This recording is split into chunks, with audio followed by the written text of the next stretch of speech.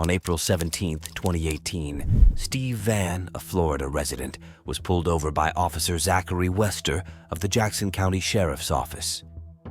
Officer Wester initially claimed the stop was due to a lack of insurance on Mr. Vann's plates. However, when Mr. Vann produced valid insurance, Officer Wester then accused him of drifting over the double yellow line, leading to a search of Mr. Vann's vehicle. The situation grew increasingly unusual as the stop progressed.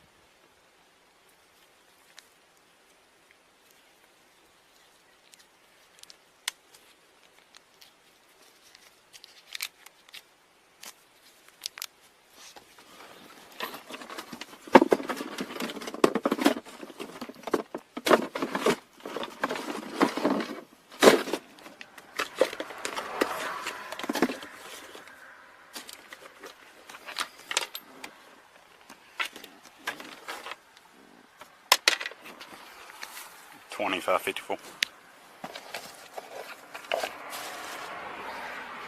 The RO is going to be the driver. I'm 10-6 vehicle search.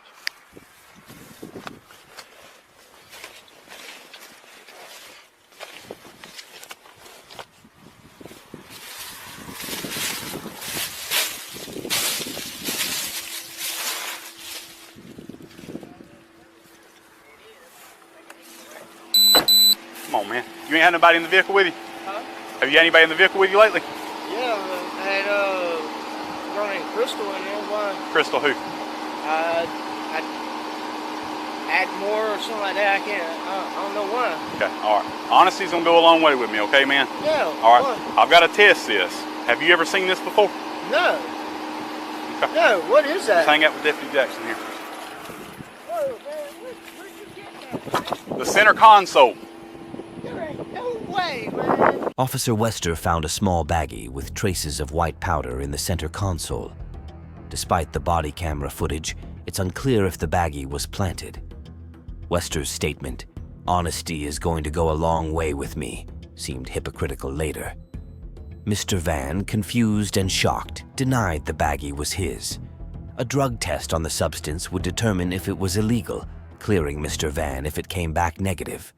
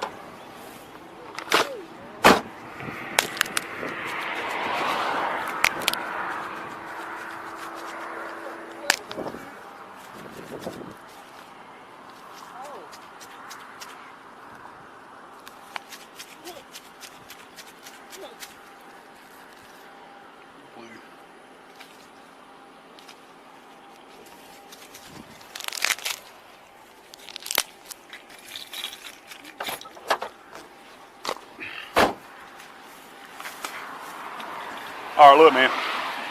It did field test presumptive positive for methamphetamine. Okay? Let me ask you this. Yeah. If I read you your rights, will you talk to me? I talked to you, man. Okay. Man, I'm just saying, man. I ain't just, dude. I'm fucking. We're gonna get there. We're gonna get there, okay? Officer Wester indicated the test turned blue, though it was clearly red or burgundy. This is crucial to the incident. He had used a NARC-2 field test, which turns blue for methamphetamines and MDMA within 2 seconds if positive. If it turns pink and slowly changes to lavender, it's negative for these substances. Since the test didn't turn blue, it indicated no illegal substance in the baggie. Despite this, Officer Wester shook the test for 10 seconds, repeatedly checking it, and then falsely claimed it turned blue. He informed Mr. Van it tested positive for meth and eventually arrested him. You have the right to remain silent. Anything you say can be used against you in court. You have the right to talk to a lawyer for advice before we ask you any questions and have him or her present with you during questioning. If you cannot afford a lawyer, one be appointed for you without cost before any questioning if you so desire. If you decide to answer questions now without a lawyer present, you still have the absolute right to stop answering any time. You also have the right to stop answering any time until you talk to a lawyer. You understand each of those rights I've explained to you? Sure. Today on this traffic stop, have you asked myself or K-9 Deputy Jackson to allow you to speak to an attorney? Okay. Having these rights in mind, you wish to talk to me now? Okay. Okay. All right, man. I explained the reason for my traffic stop, and when we started talking about crossing the line, you explained to me your front end was out of line, right? Walked up, talked to you, started talking about a little bit of over in the vehicle, and you made the statement, "I know you want to search it." Okay. What was the reason behind that? And then you said then you were starting to get out, and you were like, "Go ahead and search it." Like, what's the reason behind that, man? Because I got pulled over for it, and that's exactly what the officer did. He come out and said he smelled marijuana. I don't smoke marijuana. Okay. And that just gave him the right to come in and search. Okay? All right. So I get into the vehicle. Okay. You saw me work my way around. Same way I search every vehicle, start on the driver's side, go to the passenger side. Open up the center console, pulled all of your papers out of the center console. In the bottom in the corner, there was that little clear baggie painted black, or it's already black with creases in it. Okay? In the bottom of it's probably 0.20 of a gram of what appears to be methamphetamine. That's what my field test shows out here on the side of the road. Okay? Whenever I came back and talked to you about it, before reading you your rights, so I can't even put that in my report, I can't use that against you, you made the statement that you had someone in the vehicle with you, okay? Now that your rights have been read, do you want to tell me, give me some background on who you had, and are they users or anything? In the past, yes, she's been known to be a user. Okay. I gave her a ride. Wow, man.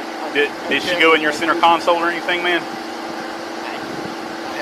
Possible, maybe. I have no idea. Now, before I look any deeper, am I gonna find a pipe or a syringe or anything like that, man? Because No, man. I'm telling you, man. I'm fucking walking the line, man. So the last time you used methamphetamine is before you went to prison, right? Yes. You voluntarily told me that you had been to prison for possession of methamphetamine. Yes.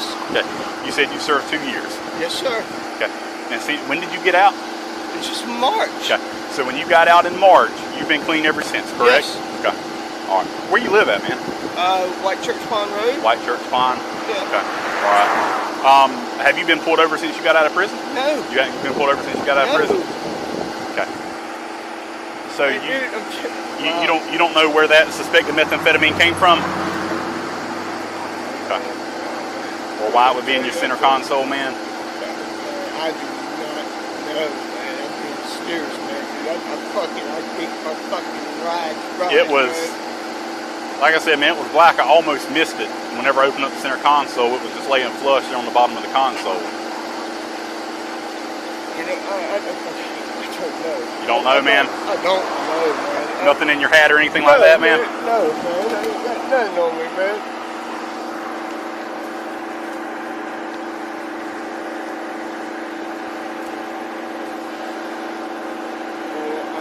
Oh, wow, man. That's nasty.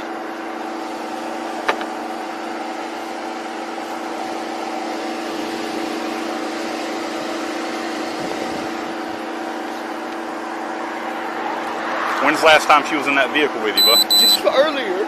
Earlier? Yes, sir.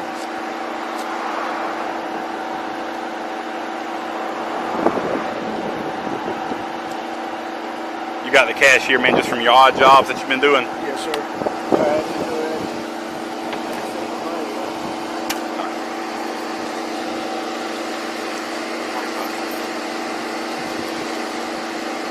I sold some more stereo equipment. Okay. Mr. Van voluntarily allowed Officer Wester and his colleague to search his vehicle. One officer claimed to smell marijuana, prompting Mr. Van to step out. Officer Wester initially detained Mr. Van for 3 reasons: no insurance, disproven; drifting over the double yellow line, a minor offense; and the alleged marijuana odor, questionable. This suggests Officer Wester was fishing for a reason to detain Mr. Van. The claim of smelling marijuana has been contentious as it's hard to verify, allowing officers to use it without objective proof. The Fourth Amendment protects against unreasonable searches, requiring probable cause or a warrant. Recently, some courts have ruled that the smell of marijuana alone is not grounds for a search.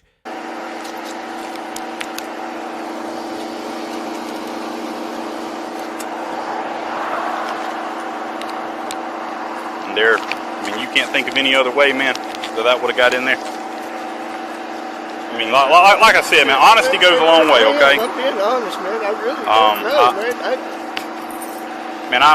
man. Like I tell everybody, here, turn around, let me make sure. I treat everybody with the same amount of respect they treat me. All right, you've been nothing but respectful, okay? I couldn't ask you to be any more respectful, man. I'm just trying to figure out how that stuff got in your car. Turn around and talk to me. Open up your mouth. Lift your tongue up. Okay. You think she had? Mine? You didn't see her use it or anything? Okay.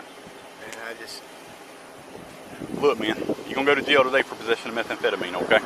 It was in your vehicle right there at the center console. All right? Come on, man. Please. I don't have much discretion with a felony charge, buddy. I don't have much discretion with that, man. Dude, man, my mom is going to work. Oh, man, dude, I'm serious, dude. Anything. What you want me to do, man? Listen, man. I don't have discretion with felonies, okay? Hey, man, if I know that shit was in there, you think I'd tell you go here and search, man? Come on, man, really? People still do sometimes, and that's why I was getting around to the fact, did you see the person that was with you? Were they using or shooting up or smoking while they were in the car? Because whenever I ask you that, you kind of put your head down and look away. It makes me kind of think that maybe, yeah. No, man. I'm telling you, man. God. Okay. All right, man. Go ahead and put your hands behind your back for me. Can I smoke a cigarette? Please? Please? Just hang tight right there.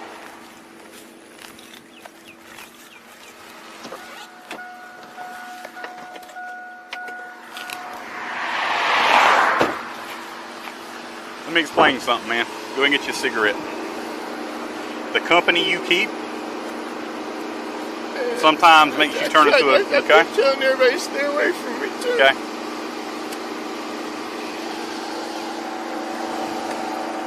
See you later.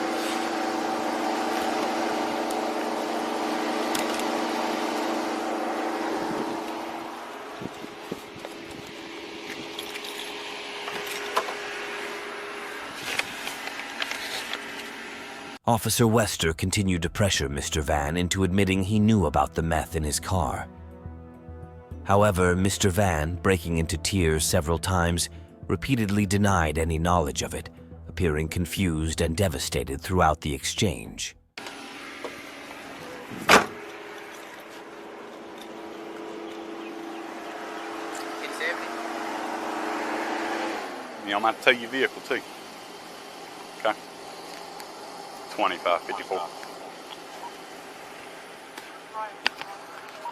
ahead and show me 1015 and roll a rotation on 1070, please.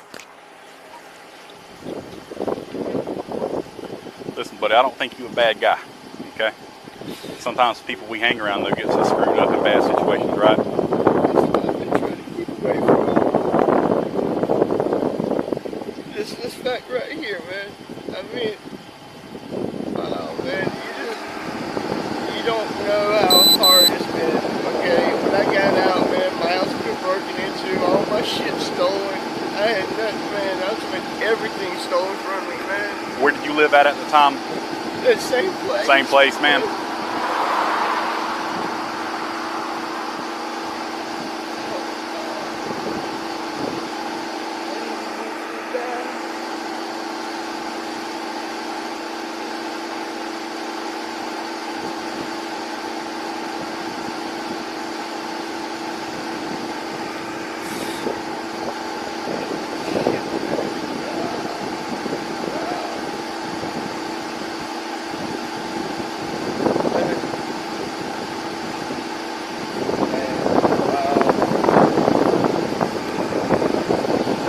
went to prison, was that your first time going?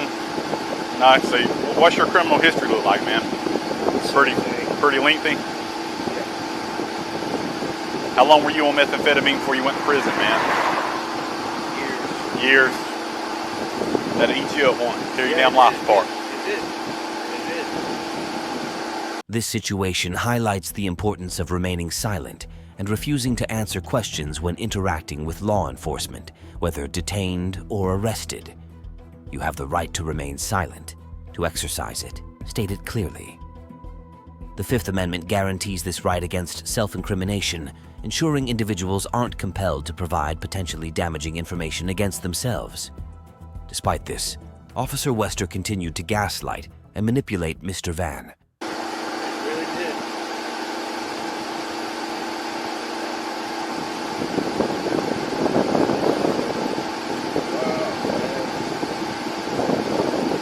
And I try so hard to stay away from everybody there because it's like right there. Yep.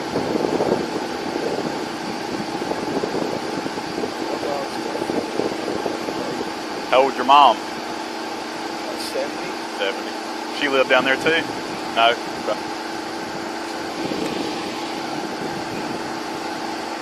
Wow.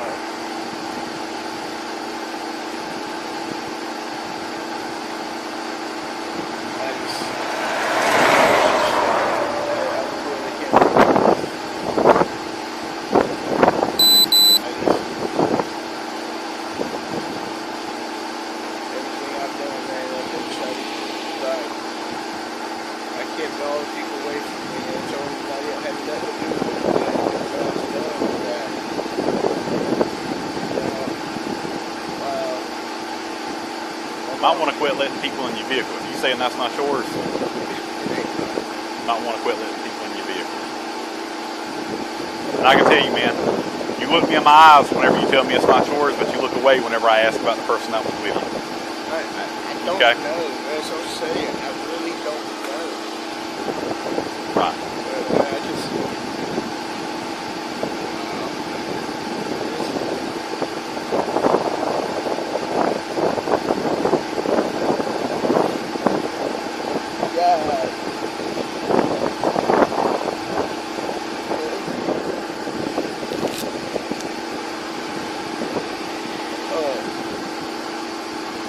Anything you need me to get out of the truck for you? I got your wallet back there, your hat, knives, cigarettes, sunglasses. That'll all be put in your property, okay?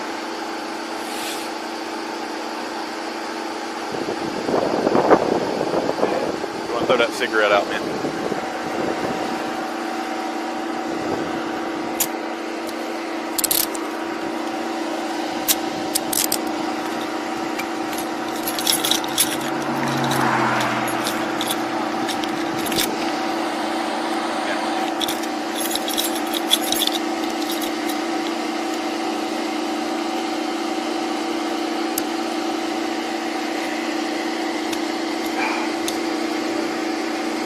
You alright? Who else ain't want to do right?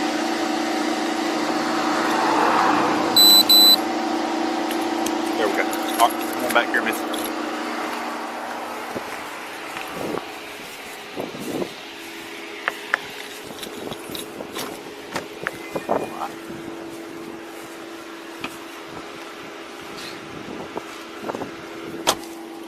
After handcuffing Mr. Van and securing him in the patrol vehicle, Officer Wester continued searching the car. Mr. Van was charged with possession of methamphetamines and paraphernalia, but state prosecutors later dropped these charges during a review of over 250 cases involving Wester. This review exposed Wester's corruption. In July 2019, the Florida Department of Law Enforcement arrested Wester. The FDLE's affidavit alleged Wester kept unmarked bags of drugs in his patrol car, manipulated body cam footage, planted drugs, and falsified reports to frame innocent people. His victims, many with prior records or efforts to stay sober, had their lives upended. One man lost custody of his daughter. The prosecutor who flagged Wester's suspicious cases quit the state attorney's office and filed a whistleblower complaint citing retaliation and ostracism. On April 13, 2018, Officer Cody Thomas of the Chattanooga Police Department responded to a 911 call about a man named Polo, wearing green and black, who had threatened someone with a gun. While investigating, Officer Thomas saw Nate Carter in a purple shirt checking his mailbox. The interaction was recorded on Officer Thomas's body cam. You Polo? Now what's your name?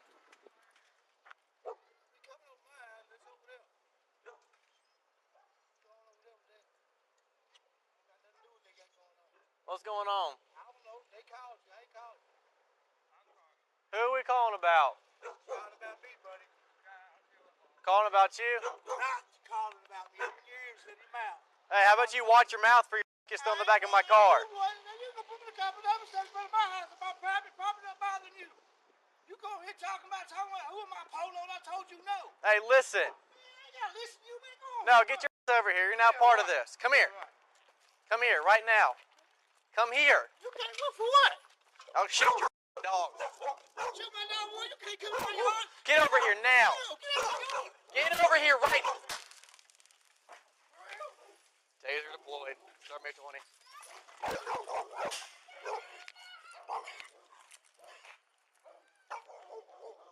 After Officer Thomas attempted to detain Mr. Carter with a verbal command, Mr. Carter refused and walked towards his home.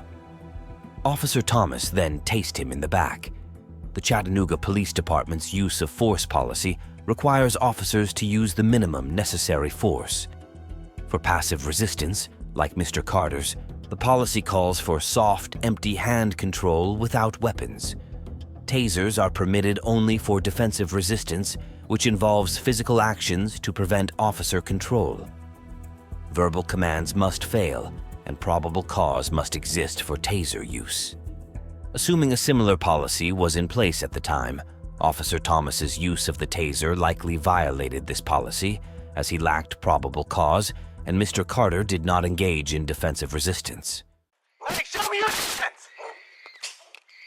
Clear the air. Start me some cars. Suspect just went back in the house. Get your ass out here! Show me your hands! Get your ass out here now! Get your ass over here now! Or I'm gonna shoot your ass now! Get your ass over here now! Put your hands up! What are you doing me with your hands up?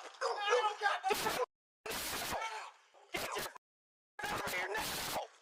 Show me here! Suspect just went back in the house. Hold on, I'm moving my car in front of the house. I'm moving my car in front of the house. Have we gonna go to the back of the house? We got 2 units up front. Suspect has gone back in and out of the house. Taser has been deployed. We're still working on getting him inside, outside. Come out. Get over here now! Get over here now! He went back in. Hey, sweetie, come here. Come here. It's okay. Y'all come here. Hey, y'all come here. Everything's okay. No, it's not. You stay right there. Hey, you come over there. You go over there. Come here. Come here now. Come here now. Get away from the dog. I'm taking my mail, dog. Man, what the shit on the ground for? This is necessary. Motherfucker. Are you serious? I took my mail. Y'all gotta get in there. Why y'all doing that? Did I take my mail? They got with somebody else. I'm tight. You got the handcuffs too tight. Who cares? Get in the car. Who cares? Get in the car. Man, for real. For real. Get in the car. For real. Oh, I popped my cherry. Taser. He did. He got popped and then rode it for a minute. And then he slammed the door and the bars popped off. So I don't know if it actually hit him or not. Huh? Medical for him? He got barbs in his back. His info and why I'm here. This guy. Yeah. Come on, baby. I'll go talk to him. I need to calm down. Alright. I'm the one that You called, called, correct? Yeah. Was this about him, correct? No. It was another guy, but he ran through. He had the Glock. He was standing by that telephone pole, and he was talking about shooting up. Me and her was in there playing cards. He was talking about shooting up in her Because when I walked up, you said, yes, that's him. No, I said no. Yes, you did, because I walked up and I said, who do you hear about? And you said, yeah, that's why I'm here. And so when I started confronting him about going in the house, that's when all this erupted. Because when you started going toward him to the steps, I was hollering, that's not him. Yeah, just grab his info, thank you. I pulled up here, and he was standing out in the middle of the road, and I was like, well, I'm guessing this guy could be it. What was I didn't even hear what the initial call was. Somebody said they had a gun, they were threatening to shoot this guy. I said, hey, are you Polo? And he's like, I don't know what you're talking about, leave me alone. Like, he's calling you, shoot. He's like going like this, like, shoot. And I was like, well, I'm trying to figure out why I'm here. And he's like, he called you, not me. Now go deal with him. I asked him, like, what is your name? He made some comment. I said, what? And he said, how about you open up your ears and shut your mouth? And then so I asked him for his ID, and he was like, man, what you talking about? Leave me alone. Well, in my mind, that's the guy who has the gun. I said, how about you come over here to give me your ID? And he's like, no, I'm going back in my mouth. Or going back in my house. He kind of stepped towards me and started walking back in the house. So I'm thinking he's going to go do something with the gun. So I tased him right in the back. He rode it for a solid 3 seconds. Then tripped up the stairs. And then he came back in the house. And so I pulled my car to where I can get behind it. So I didn't know if he was going to come back out and try to shoot. And then he came back out. But he was like still hiding behind the door. So I was like, he has a gun in his hand and something bad's about to go down. That's when he kept going in and out, Y'all walked up and his girls walked out. One's a boy. Officer Thomas summarized his encounter with Mr. Carter, stating that he saw Mr. Carter standing in the middle of the road and thought, I'm guessing this guy could be it. He briefly detained Mr. Carter based on this suspicion. However, there are specific guidelines that officers must follow when detaining someone. For a detention to be justified, officers need a valid reason, often based on matching descriptions or behavior that indicates potential criminal activity. In this case, Mr. Carter did not match the suspect's description, who was reported to be wearing a green shirt. Furthermore, the victim told Officer Thomas that Mr. Carter was not the person who had threatened them. Because of these factors, even if Officer Thomas believed Mr. Carter might be the suspect, the circumstances did not provide a solid basis for his suspicion. As a result, it is likely that Officer Thomas did not have a valid reason to detain Mr. Carter, as his actions were based more on a hunch than on concrete evidence or matching descriptions. This lack of valid reason is important because it ensures that officers respect individuals' rights and freedoms during their investigations. That white one, he said, the dog will bite. And I was like, oh, shoot your dog. Mom is in route though. For the kids? Alright, so you hang out with the kids. Because we had Adam count as a medical professional look at him here. I'm okay with that. Okay. But the hospital needs to clear him before he can do anything. Talk to Van Ness about how to write it up. It's good for my life. The way you described it is fine, but make sure you, exactly how you described it to me, it needs to be written down. So what are you charging him with so I can tell his wife? Disorderly and resisting. Okay. And if Van Ness could help me with make up anything else. That's what I have right now is disorderly. Officer Thomas plans to charge Mr. Carter with disorderly conduct and resisting arrest. Disorderly conduct includes causing public annoyance, refusing official orders, or creating a hazard without a legitimate purpose. Since Mr. Carter was on his front lawn, not a public place, it is unlikely a court would convict him of disorderly conduct. Additionally, previous cases have ruled that yelling at an officer does not count unless it interferes with their duties. For resisting arrest, Tennessee law states that using physical force to prevent an officer from performing their duties is an offense. However, simply ignoring commands and walking away does not meet this criterion. In body camera footage, Mr. Carter does not appear to actively resist handcuffing. If he did, Tennessee law allows self-defense against excessive force. Therefore, Mr. Carter could argue the officers used excessive force, defending against the resisting charge. Do you have any of this information? Could you pull that up? I have it. Harbin will? Because he did the report. Hey, he didn't have his wallet on him. I have no idea who this guy is. Maybe he'll tell you if not, he's John Joe. We're going to take you to Erlanger. What? I have a kid, buddy. Mama's coming to take him. Why you taking me to Erlanger? Because you got tased. Is this what you taking me to jail? Yep. For what? Disorderly and resisting. I didn't resist arrest. Man, I came outside to check my mail. I had nothing to do with what was going on over there. How the hell I go to jail but jump outside to check my mail? Are you serious? I'm serious. For real? Has a heart attack. You don't care about nothing but your personal agenda. Trying to save your because you had no reason to even talk to me. You weren't called to my address. You had no right to stop or detain me. What law was I breaking? What nothing? You did not give me any statute code of my Fourth Amendment right to tell me why you were stopping me. Man, go on, bro. Take me to jail. I will. Make sure you come to court. I will. He's pissed too. Come on. Is it safe to come out? I don't want to get assaulted again. I'm going to get my mail. Right. Go to jail. Following his arrest, Mr. Carter was charged with public disorder and resisting arrest. However, both charges were later dismissed.